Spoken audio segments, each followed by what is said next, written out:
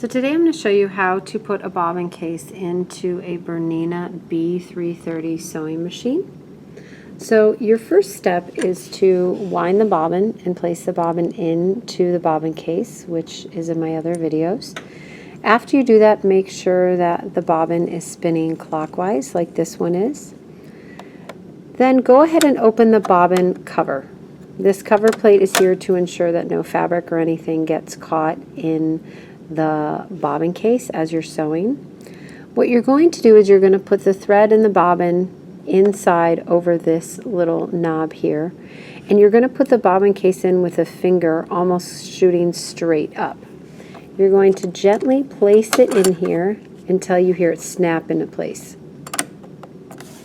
And it should be pretty secure, and it's not really going to spin around anymore. Once you're ready for the next step, you're going to take the thread.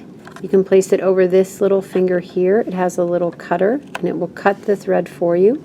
You can go ahead and close the cover, and you're ready for the next step.